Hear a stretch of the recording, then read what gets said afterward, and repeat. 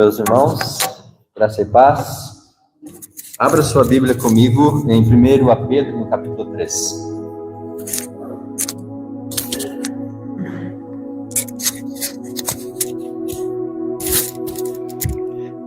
Livro de 1 Pedro, capítulo 3. Nós vamos ler a partir do verso 18 nesta noite.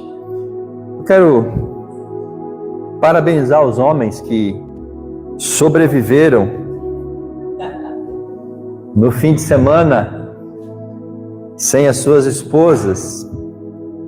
E olha que não só sobreviveram sem as esposas, eles não foram pescar, não foram jogar futebol, ficaram aqui na igreja ensaiando para ministrar o louvor nesta noite. Então, são homens abençoados, né? Além de ficar sem as esposas, cuidando dos filhos, não foram, jogar futebol ou fazer um churrasco, alguma coisa assim. Vieram ensaiar aqui na igreja. Isso é uma grande bênção, né? Parabenizar aí os homens por esta atitude. Amém, irmãs? As irmãs ficaram felizes com isso, né? Que se repitam outras vezes, onde as irmãs podem ter um tempo de graça e deixar os homens com algumas responsabilidades. Você encontrou a carta de 1 Pedro, capítulo 3, verso 18? Então nós vamos assim fazer a leitura nesta noite. 1 Pedro, capítulo 3, do 18 ao 22. Porque também Cristo morreu uma única vez pelos pecados, o justo pelos injustos, para levar-nos a Deus, morto na carne, mas vivificado pelo Espírito, no qual também foi e pregou aos espíritos em prisão, os quais no outro tempo foram rebeldes quando a paciência de Deus esperava enquanto a arca era construída nos dias de Noé. Poucas pessoas, isto é, 8 salvaram-se se salvaram nela na arca por meio da água, que prefigurando o batismo, agora também vos salva, o qual não é a remoção da impureza da carne, mas a promessa de uma boa consciência para com Deus pela ressurreição de Jesus Cristo, o qual, tendo subido ao céu, está à direita de Deus, e a ele sujeitam-se os anjos, as autoridades e os poderes. Meus irmãos, desta porção da carta de Pedro, nós podemos cunhar uma frase que resume todos esses versículos. E a frase é o seguinte: Jesus o Senhor, Ele morreu, Ele ressuscitou, Ele foi glorificado para trazer graça e se tornar exemplo aos que sofrem. Essa frase resume essa porção do apóstolo Pedro e aquilo que nós queremos nessa noite compartilhar com você. Jesus é o Senhor das nossas vidas, isso não há negociação. Se Ele não é o Senhor ainda da sua vida, Ele precisa ser o Senhor da sua vida. Por que Ele é o Senhor das nossas vidas? Porque Ele fez essas 3 coisas. Ele morreu, Ele ressuscitou e Ele foi glorificado. Ou seja, a obra completa da redenção passa pela morte, pela ressurreição e pela glorificação de Jesus. É por isso que Ele então traz graça, traz favor, traz bondade sobre nós. E nós podemos, à semelhança de Cristo, enfrentar perseguições, enfrentar as lutas, enfrentar as dores da vida, porque Cristo nos dá a graça de nós podermos fazer isso. Sem a graça de Cristo, sem a presença de Cristo, nós não conseguimos. Então, por isso que Ele é o Senhor, porque Ele morreu, Ele ressuscitou, Ele foi glorificado, Ele está à direita de Deus, de onde Ele emana a sua graça, e essa obra redentora, Ele se torna então, através disso, exemplo para os que sofrem. Então, se você está sofrendo, se você está padecendo, se você está tendo lutas, perseguição, qualquer esfera de sofrimento, o seu exemplo para vencer e passar pelo sofrimento é o Senhor Jesus Cristo. Assim como Ele humildemente sofreu, Assim como ele, como servo sofredor, se entregou na cruz, assim como ele, para cumprir a vontade de Deus, se entregou, nós precisamos seguir o exemplo de Cristo na nossa vida e principalmente quando nós sofremos. Não podemos esquecer que os irmãos aos quais Pedro escreve eram irmãos que estavam na dispersão, fugindo da perseguição do Império Romano. Eles estavam, fugindo para salvar as suas vidas. Eles estavam vivendo esse momento de grande opressão, social, política. E Cristo, então, com o seu exemplo, fortalece a fé daqueles discípulos, fortalece a minha fé e fortalece a sua fé. Então é esse Senhor que morre, que ressuscita, que é glorificado, ele que está à destra de Deus, que derrama graça, se torna exemplo para nós nos momentos do nosso sofrimento. Nós estamos, irmãos, repetidamente dizendo que a carta de Pedro é uma carta que fala sobre a graça de Deus e a esperança para os cristãos nos dias de hoje. Pedro ele divide a sua carta em 3 grandes partes. A primeira parte nós já avançamos, que é a graça de Deus e a salvação. Por que a salvação é importante, meus irmãos? Porque a salvação, ela nos dá esperança nessa vida, nesse mundo turbulento que a gente está vivendo.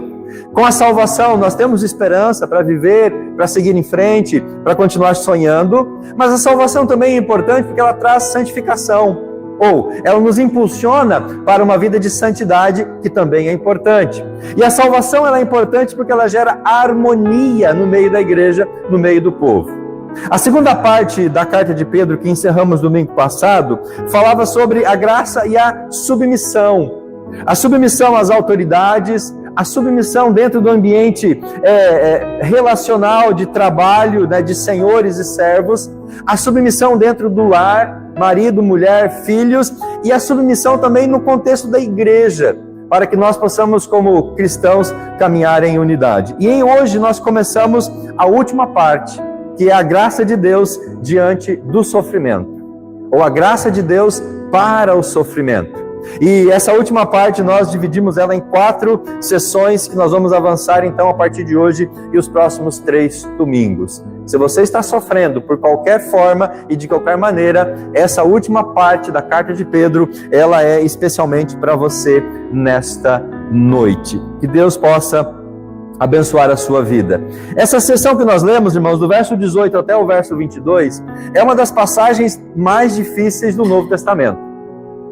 É uma das passagens que os intérpretes têm se debruçado sobre ela, discutido, não têm chegado em muitos acordos e também não têm trago muita ajuda espiritual para os cristãos. É uma daquelas passagens que o pregador, quando pode, ele pula, ele não entra nessa bola dividida. E eu também não quero aqui trazer luz e esclarecer todos esses dilemas dessa sessão.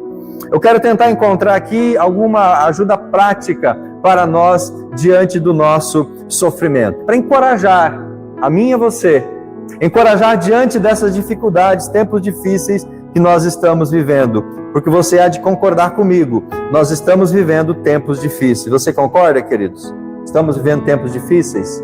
A carta de Pedro traz a resposta para nós nesse tempo de dificuldade. O verso 18 que nós lemos, ele é uma consequência do verso 17, que nós paramos no domingo passado.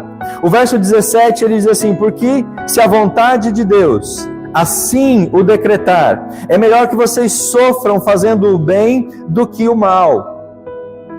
Então, se nós estamos sofrendo, que seja por fazer o bem, seja por servir a Jesus, seja por amar a Deus, seja por fazer as coisas certas, não sofrer por fazer o mal. Quem sofre porque está fazendo mal, nesse sofrimento não há nenhuma dignidade, não há nenhum louvor, não há nenhuma honra. Mas se você sofre por estar fazendo o bem, então aí existe a dignidade, a honra e o louvor da parte de Deus para as nossas vidas. Aqui o apóstolo Pedro, ele trata da obra completa do Senhor Jesus Cristo. O que é a obra completa, meus irmãos? É a morte de Cristo, que nós vamos ver no verso 18. A obra completa, então, envolve o sofrimento de Jesus por mim e por você. A obra completa, ela passa pelo triunfo de Cristo, aonde ele prega, aonde ele ressuscita, verso 19 até o verso 21, e a obra completa de Cristo, ela é consumada na sua autoridade, na ascensão, verso 22, quando ele é assunto aos céus.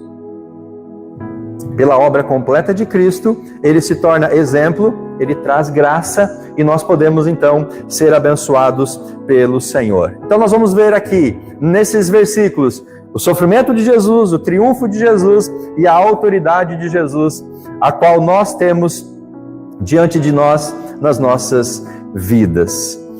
O apóstolo Pedro está usando o próprio Senhor Jesus Cristo como exemplo. O mesmo exemplo, meus irmãos, que ele citou lá no capítulo 2, a partir do verso 21, aonde ele diz assim, 2:21, para isso fostes chamado, pois Cristo também sofreu por vós, deixando-vos exemplo, para que sigais os seus passos. Então, quando Pedro, aqui no verso 18 ao verso 21, ele fala da morte de Jesus, da ressurreição de Jesus e da glorificação de Jesus, ele está fazendo exatamente isso, trazendo Cristo como o exemplo para quem está sofrendo. Jesus, o exemplo para fortalecer a nossa fé. Cristo, o exemplo perfeito de quem foi injustiçado. Ou você acha que Jesus morreu sem ser injustiçado? Jesus foi ou não foi injustiçado em todo o processo de julgamento, de açoite e de crucificação e de morte? Mas em todo aquele processo de sofrimento injustamente, ele glorifica a Deus, ele obedece a Deus, ele se esvazia para se tornar então este exemplo. Quando a gente sofre, meus irmãos, nós temos que olhar para Cristo e encontrar em Cristo força, para que a gente possa vencer o sofrimento. O verso 18, Pedro, ele fala exatamente sobre isso. Então ele fala do sofrimento no verso 17, por fazer o bem, e aí no verso 18 ele traz Cristo como exemplo, porque também Cristo morreu uma única vez pelos pecados, o justo pelos injustos. Cristo morrendo por mim e por você, ele é o justo, nós somos os injustos, ele morre em nosso lugar.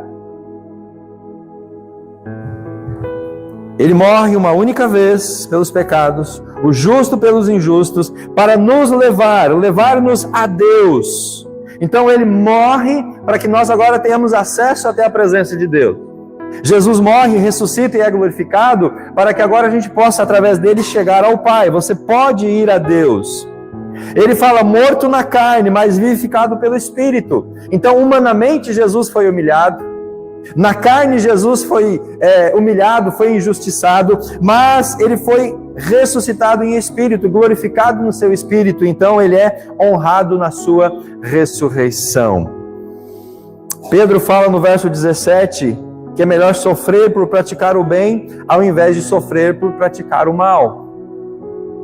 Quem pratica o mal vai sofrer, e não há nenhum mérito nisso. Mas quando a gente sofre por fazer o bem, então nós temos em Cristo o exemplo que sofreu por ser aquele que substituiria a nossa vida perante Deus. Pedro fala que ele é o justo, aquele que não tinha pecados, aquele que não falhou, aquele que não cometeu nenhum erro. O justo sendo tratado injustamente.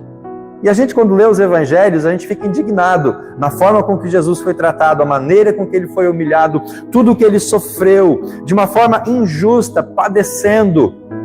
E amados, não se enganem, hoje tem muitas pessoas que estão sofrendo injustamente.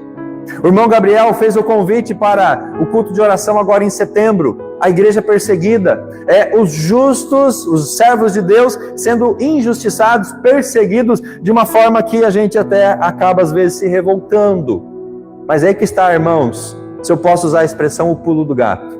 O cristão não se revolta com a injustiça. O cristão sofre a injustiça. O cristão não pega em armas contra as injustiças, ele dobra o joelho, ele ora, ele vai a Deus, porque nessa vida nós somos justos que estamos sendo injustiçados, e Jesus é o exemplo de que ele viveu exatamente isso. Por que ele fez isso? Para que ele pudesse morrer pelos injustos e nos levar até Deus, morrer como substituto, e ele fez uma única vez, conforme Hebreus assim nos apresenta, e ele nos conduz até a presença de Deus.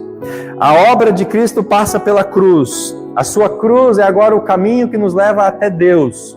Jesus, ele abre o caminho até os céus por meio da cruz. Ele nos resgata, ele rasga o véu lá no templo. Os evangelhos narram essa história, ou essa realidade. Quando Jesus entrega o seu Espírito na cruz, lá no templo o véu se rasga de alto a baixo, ou seja, agora não há mais barreiras, agora há um livre acesso. Agora nós podemos ir até Deus através de Jesus Cristo. O caminho novo é aberto por meio do Senhor Jesus Cristo. A obra completa do Senhor passa então pela sua morte na cruz, pelo sofrimento e pela sua obra redentora. O verdadeiro triunfo reside na vitória de Cristo sobre a morte. Qual que é o triunfo que nós como cristãos esperamos? É justamente também ressuscitarmos no último dia. Por isso, meus irmãos, o triunfo do crente passa pela cruz. A glória do crente passa pela cruz. A honra do crente passa pela cruz. O louvor do crente passa pela cruz. Sem cruz não há mérito nenhum. Sem cruz não há conquista nenhuma. Sem cruz não existe glória nenhuma. A vitória passa pela cruz. Se você quer vitória na sua vida, você precisa passar pela cruz. Se você quer prosperidade, tem que passar pela cruz. Se você quer honra, tem que passar pela cruz. Porque sem cruz não há honra, não há vitória, não há bênção. A cruz é o resumo da nossa existência. As bênçãos passam pela cruz. A prosperidade vem da cruz. A felicidade está na cruz. Mas as pessoas não querem ser felizes através da cruz, crucificando eu, crucificando o velho homem, abandonando o pecado, deixando a vida que afasta de Deus. Elas querem a felicidade sem cruz, e não há felicidade diante de Deus sem cruz, porque tudo passa pela cruz. A obra completa de Jesus passou pela cruz, por isso que a cruz é essencial, querido. Sem cruz, nada pode ser edificado ou conquistado. A sua casa não é edificada sem cruz. Você não prospera no trabalho sem cruz. Você não avança na sua vida e não conquista nada sem a cruz. A gente pode até conquistar muitas coisas nesse mundo, mas se não passar pela cruz, é tudo vazio, é tudo vaidade, nada é eterno. Pois para ganhar tudo, nós temos que perder tudo. É o que Jesus fez. Ele se entrega, ele perde tudo na cruz para que pudesse ganhar a glória e a honra. Você e eu precisamos entender que para ganhar aquilo que nós queremos, nós precisamos entregar tudo, perder tudo, isso é, levar tudo até a cruz. O verso 18 nos ensina isso. Cristo morreu uma vez pelos pecados, o justo pelos injustos, para nos levar a Deus, morto na carne, mas vivificado em espírito. Aonde está a cruz de Cristo na nossa vida? Nós estamos passando pela cruz? Nós acabamos de cantar pela cruz. Será que de fato a cruz está fazendo parte da nossa existência, meus irmãos? Mas a obra completa de Cristo tem um segundo aspecto, que é o triunfo. A morte de Jesus é um aspecto do triunfo, da glória, da obra completa. Mas o segundo aspecto é o triunfo. Veja agora o verso 19 e o verso número 20. E esse triunfo é dividido em duas realidades. A primeira delas é a pregação de Cristo. Jesus triunfou, a sua obra foi completa porque ele morreu na cruz, mas a obra foi completa porque ele também pregou, ele proclamou. Verso 19: vivificado pelo Espírito, ou vivificado no Espírito, depende da tradução aqui, pode ser a expressão que ele foi vivificado pelo Espírito Santo, ou ele foi vivificado em Espírito, no qual também ele foi e pregou aos espíritos em prisão. Aqui está a proclamação, a pregação de Cristo. E o verso 21 diz: os quais no outro tempo, aqueles espíritos a quem ele foi pregar, foram rebeldes, quando a paciência de Deus esperava enquanto a arca era construída nos dias de Noé. Poucas pessoas, então lá na época de Noé, 8 se salvaram por meio da água. Nós conhecemos a história desde criancinha no culto infantil da igreja e na escola dominical, a história de Noé.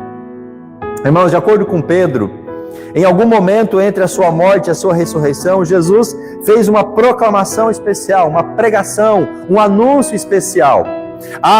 O que ele chama aqui de espíritos que estavam em prisão. E é por isso que eu disse que essa é uma das passagens mais difíceis de entendimento.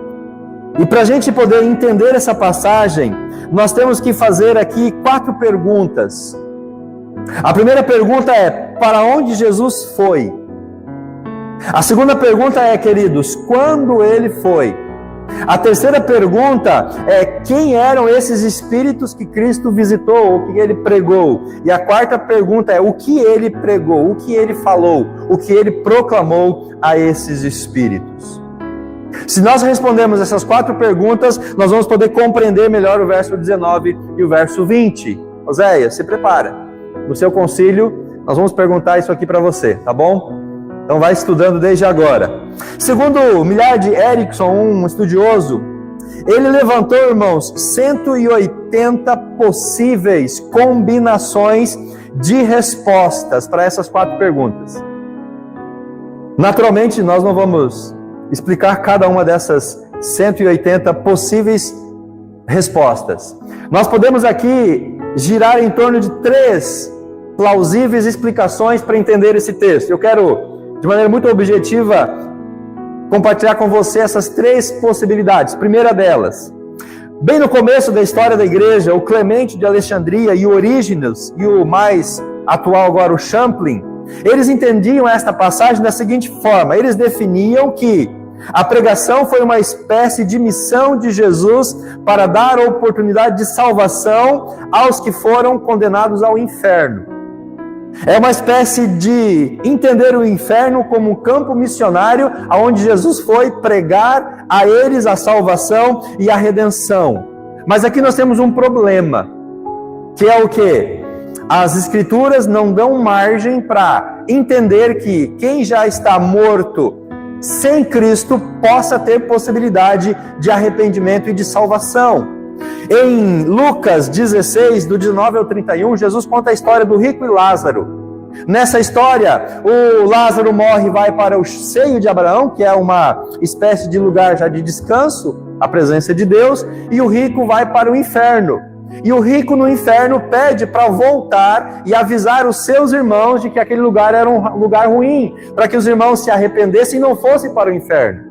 Então, nessa história, Jesus diz que a resposta de Abraão para o rico é: não há como eles irem de lá para cá e nem daqui para lá. Quem está no seio de Abraão não pode ir para o sofrimento, e quem está no sofrimento não pode sair, dando a entender que quem morreu sem Cristo não tem mais oportunidade de salvação. E Hebreus 9:27, que nós morremos uma única vez e depois disso vem o juízo. Então, irmãos, essa primeira interpretação de que Jesus foi ao inferno pregar para que haja possibilidade de salvação desses espíritos que estavam lá, ela é difícil de compreensão e nós temos que rejeitá-la de forma categórica. Mas há uma segunda explicação. Depois desses primeiros estudiosos, o Clemente e Orígenes, veio Agostinho e veio Tomás de Aquino. E o mais atual, o mais recente, o Gruden, um teólogo, que refutavam a possibilidade de salvação pós-morte no inferno. Isso nós também concordamos, não há possibilidade de salvação depois da morte. E eles propõem então uma leitura do Cristo pré-encarnado.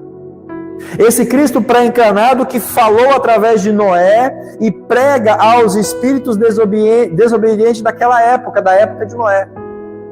Essa interpretação, ela gira em torno do fato, então, de que quando Pedro cita aqui o Noé, é como se o Cristo, que ainda não tinha encarnado, ele, através de Noé, porque Jesus está presente desde na humanidade, no mundo, desde a criação, ele é eterno, então ele está existindo eternamente, mas que esse Cristo, então, pré-encarnado, através de Noé, prega àquelas pessoas daquela época, daquele contexto, e essa mensagem, então, se torna uma mensagem de salvação. Essa é uma possibilidade mais plausível e ela pode ser aceita, o fato do Cristo pré-encarnado através de Noé ter pregado às pessoas naquela época, enquanto Noé está construindo a arca. A Bíblia diz que Noé era um pregador de justiça. Ele, enquanto construía a arca, ele pregava, proclamava o juízo de Deus e a salvação, e as pessoas da época de Noé rejeitaram, tanto que só 8 entraram na arca e foram salvos.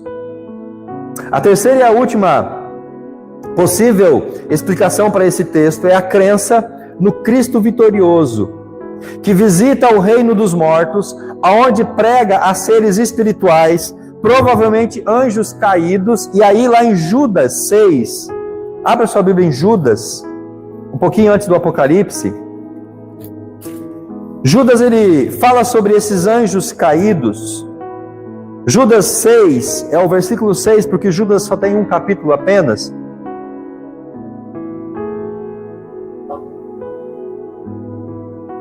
Diz assim Judas, versículo 6, os anjos que não mantiveram os seus domínios, mas deixaram a sua própria habitação, ele os tem confinado nas trevas, em algemas eternas, para o juízo do grande dia. Então, a hipótese do Cristo vitorioso é o Cristo que vai até o reino dos mortos, prega a esses seres espirituais, esses anjos caídos, que de algum modo também tem uma relação com o período antes do dilúvio, Gênesis 6, de 1 a 4, quando fala que os filhos dos homens se envolveram com os filhos de Deus e geraram os gigantes daquela época. Que Jesus então proclama a esses anjos caídos, a esses espíritos caídos, proclama que ele venceu a morte, que ele triunfou e que ele se consolida como Senhor de tudo e de todos. Filipenses 2:9 fala que todo joelho se dobrará, toda língua confessará. Então Jesus, ele faz uma declaração de vitória sobre Satanás, sobre as suas hostes e sobre os demônios. Essas duas possibilidades do Cristo pré-encarnado e do Cristo vitorioso, elas são mais plausíveis de entender o verso 19 e o verso 20. Qual das duas você vai defender? Aí cabe a você estudar, aprofundar e tomar parte em uma delas. Se você tomar parte da primeira, você vai ser excluído da terceira igreja, porque nós não cremos na salvação depois da morte. Mas aqui tem mais um detalhe. Além dessa questão de Cristo ter ido e pregado, proclamado, o que nós já compartilhamos, Pedro, ele cita o exemplo de Noé no verso número 19. Ele fala então que a arca era construída nos dias de Noé e poucas pessoas, isso é 8, se salvaram. Então, qual é o papel de Noé aqui nesse texto? Noé, ele entra, irmãos, como um exemplo, o pregador da justiça. Veja a segunda carta de Pedro, um pouquinho mais à frente. 2 Pedro, capítulo 2, e o versículo de número 5. Olha o que Pedro diz ali, alguns rolos à frente. Também não poupou o mundo antigo, embora tenha preservado Noé, pregador de justiça, junto com ele mais 7 pessoas, ao trazer o dilúvio sobre a terra. Nós estamos falando de um Cristo que foi injustiçado, um Cristo que morreu, um Cristo que se entregou por nós na cruz, um Cristo que sofreu, que padeceu para se tornar exemplo para nós hoje. E o Noé, meus irmãos, ele é também um exemplo, porque o Noé, ele era pregador de justiça. Noé foi um homem de fé, um homem que fez a vontade de Deus mesmo quando ele parecia fracassado. Durante aquele tempo difícil que era ali, o capítulo 6 de Gênesis estava registrando, Noé, ele continuou pregando a vontade de Deus, crendo na vontade de Deus. E por que não dizer, Noé também sofria chacota, escárnio. Imagina você construir uma grande barca, um negócio extraordinário, e pregar que Deus iria mandar chuva, haveria um dilúvio num lugar onde não havia chovido. Então Noé também foi escarnecido, Noé foi humilhado, Noé, ele sofreu a injustiça.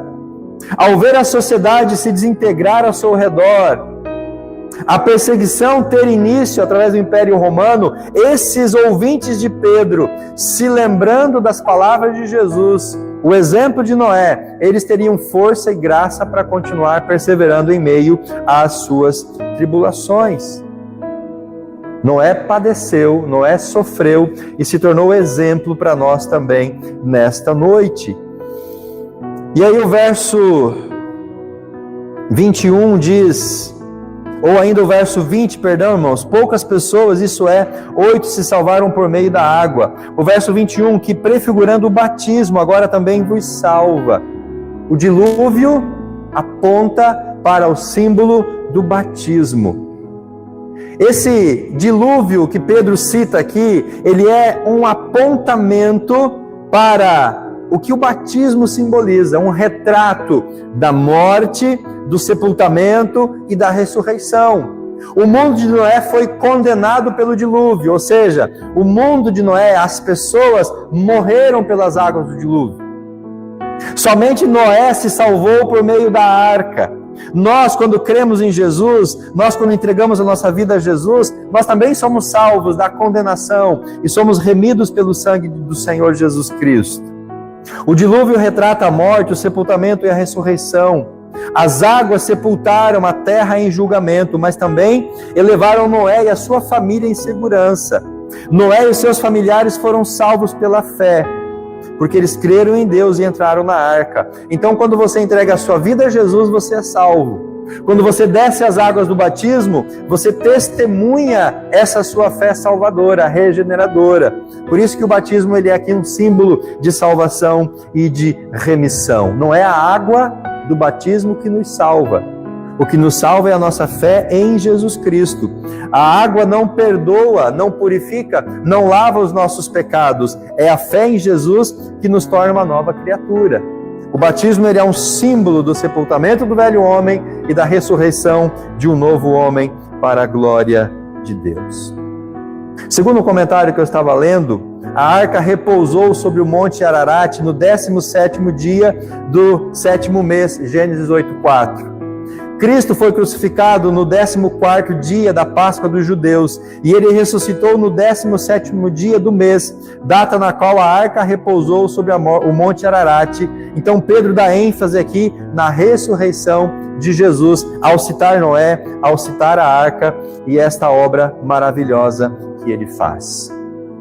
Mas o triunfo, meus irmãos, ele ainda envolve a ressurreição de Cristo. Veja o verso 21. Prefigurando o batismo, agora, Pedro ele vai destacar aqui a ressurreição de Jesus. Quando ele cita o batismo, ele fala dessa remoção da impureza da carne, não pela água, mas pela fé. A promessa, ele diz assim, de uma boa consciência para com Deus pela ressurreição do Senhor Jesus Cristo. O batismo, ele é um despertar da nossa consciência, do compromisso que nós assumimos com Jesus, do compromisso que nós assumimos com Deus. A morte é a separação do espírito e do corpo. A ressurreição foi um milagre, por meio dela os cristãos têm uma viva esperança, é o que Pedro está nos ensinando. A ressurreição de Jesus declara que Ele é Deus e que a obra de salvação foi consumada e foi aceita pelo Pai. O que retrata também a vitória dele sobre a morte. A ressurreição, meus irmãos, faz parte da mensagem do Evangelho, pois um Salvador morto não salva ninguém. Qual é a grande diferença entre Jesus e todos os outros líderes religiosos que se levantaram ao longo dos séculos? A diferença é que todos esses outros líderes religiosos, de todas as religiões do mundo, não ressuscitaram. Somente Jesus ressuscitou. Você tem o túmulo de Buda, o túmulo de Maomé, o túmulo do Confúcio, você tem o túmulo de todos esses líderes, mas você não sabe onde é o túmulo de Jesus, porque ele ressuscitou. Um Salvador morto não salva ninguém. É por isso que nosso Salvador é Jesus Cristo, porque ele ressuscitou. É o Cristo ressurreto que concede o poder que nós precisamos diariamente para a vida e para o nosso serviço. Por que nós podemos resistir às perseguições, às opressões e às injustiças? Porque Cristo deu a vitória. E a obra dele tem o último aspecto, que é a sua autoridade, e a autoridade está expressa na ascensão, no verso 22. Então, verso 18, Pedro fala que Jesus morreu, o justo pelo injusto, ele proclamou aos espíritos, ele traz à nossa mente a obra redentora da salvação, o batismo como parte desse processo de despertar a consciência, Ele fala da ressurreição de Jesus, mas há um último ato ainda para consolidar a obra de Cristo, é o verso 22. O qual, tendo subido ao céu, está à direita de Deus, e a ele sujeitaram-se os anjos, as autoridades e os poderes.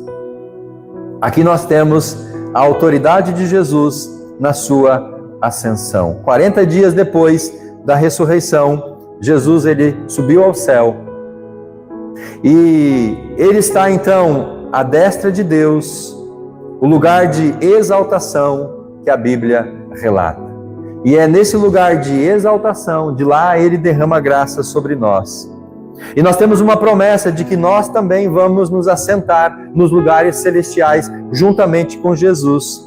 Por meio dele, diz a Bíblia, nós também vamos reinar em vida, Romanos 5,17.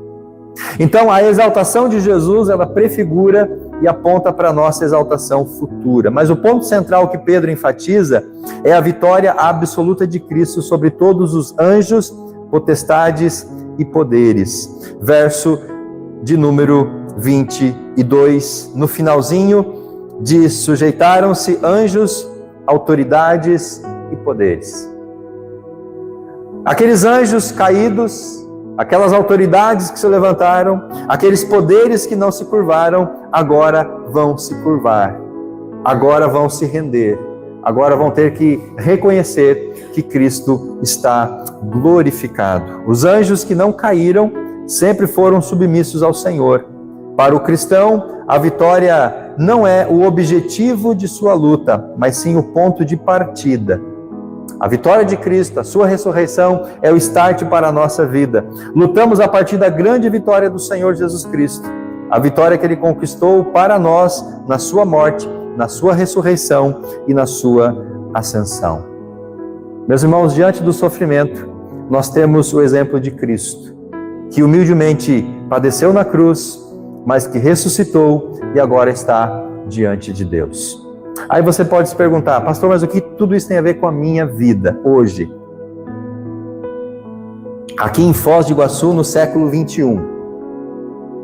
Para tentar responder essa pergunta, eu fiz aqui 6 aplicações. Primeira delas: o cristão deve se preparar e esperar oposição.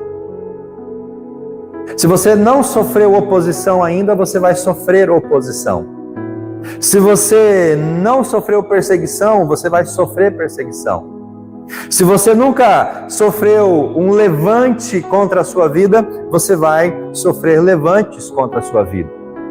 O que Pedro está nos ensinando aqui é que nós, como cristãos, devemos nos preparar e esperar oposição. À medida que a volta de Cristo se aproxima, a nossa prática do bem incitará a ira e os ataques dos ímpios, dos inimigos de Satanás. O que Pedro está escrevendo na sua carta é uma forma também de calar a boca dos opositores e dos perseguidores da sua época. Pedro está ensinando aqueles irmãos dispersos a como eles dar testemunho diante de quem os perseguia, diante de quem os blasfemava. Porque os cristãos na época de Pedro eram pessoas meio estranhas, esquisitas, aos olhos daqueles cidadãos da época do Império Romano. Então, meus irmãos, nós como cristãos, nós devemos esperar oposição, levantes, e nós vamos sofrer isso na nossa vida. Segunda aplicação: o cristão deve servir a Deus pela fé e não depositar a sua confiança nos resultados. Por que nós servimos a Deus? Por fé, por obediência, não para ter resultados. Nós não podemos servir apenas pensando no resultado. Noé serviu a Deus e só salvou 7 pessoas do dilúvio. No entanto, Deus o honrou. Um homem que pregou durante muitos anos e conseguiu salvar apenas 8 com ele. E considerar que desses 8 tinha a mulher dele e as 3 filhas. Então Noé poderia ser um cara fracassado. Noé tinha todas as características para ser alguém, não como exemplo, mas alguém que não servia de exemplo, porque ele não teve sucesso.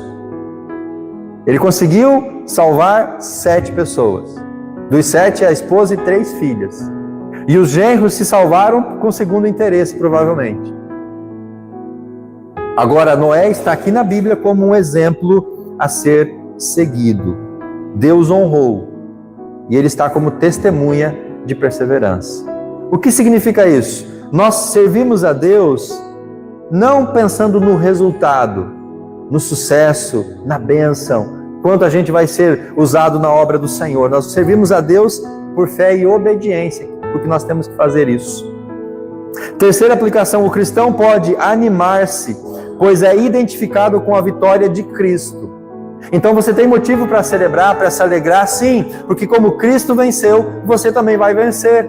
Como Cristo é vitorioso, você também será vitorioso. Por meio do poder do Espírito que vive para Cristo é que se dá o nosso testemunho. O poder de Cristo nos dá a autoridade para testemunhar. Você é inspirado pelo poder de Jesus, do Espírito Santo, para que você possa dar testemunho. Então, a vitória de Cristo é o nosso exemplo. Atos 1:8 se torna para nós um grande motivo de esperança. Por meio do poder do Espírito, ele nos vivifica para dar testemunho. 4. O batismo é importante. Se você já recebeu a Cristo e ainda não foi batizado, não perca tempo. Desça as águas do batismo. O batismo é uma promessa feita a Deus de obediência. O batismo não salva. Mas o batismo você assume publicamente um compromisso de obediência. O batismo vai despertar a nossa consciência do compromisso que nós assumimos. O batismo ele é importante na vida cristã. Ele identifica o cristão com Cristo e comprova o rompimento do cristão com a sua vida antiga e de que ele viverá uma nova vida. O batismo simboliza a morte, sepultamento e a ressurreição de uma nova pessoa. Então ele é importante para a vida espiritual. Ele é importante porque ele demonstra esse compromisso. Se você já recebeu a Cristo, mas não desceu as águas, não postergue essa decisão. E último, Jesus Cristo é o único Salvador.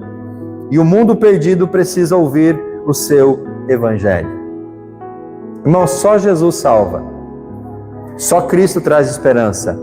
Só Ele pode trazer felicidade e paz à sua vida, ao seu coração. Não há uma segunda chance de ser salvo depois da morte. Se você que está aqui nesta noite não entregou sua vida a Jesus ainda, faça isso neste momento. Não há uma segunda chance para você receber a salvação. Depois da morte, não há mais salvação. Queridos, Pedro deixa para nós de que em tempos difíceis multiplicam-se as oportunidades de testemunhar. Tempo difícil não é oportunidade ou uma abertura para a gente reclamar. Tempo difícil é oportunidade para testemunhar. O que Pedro está ensinando aqui na sua carta é: vocês estão em perseguição, vocês estão sendo injustiçados, vocês abandonaram as suas casas, as suas vilas, vocês foram para outros lugares, vocês estão dispersos, vocês estão vivendo tempos difíceis, mas esse tempo difícil é uma oportunidade para testemunhar, para proclamar, para pregar a salvação. E a pergunta é: nós estamos fazendo bom uso dessas oportunidades que nós temos de testemunhar? Fique de pé, em nome de Jesus. Vamos orar a Deus. Nessa noite, Pai, nós apresentamos a Ti as nossas vidas, Senhor. Nós vemos aqui na Sua palavra a obra completa de Jesus. Sua morte, Sua ressurreição, a Sua proclamação e a Sua glorificação.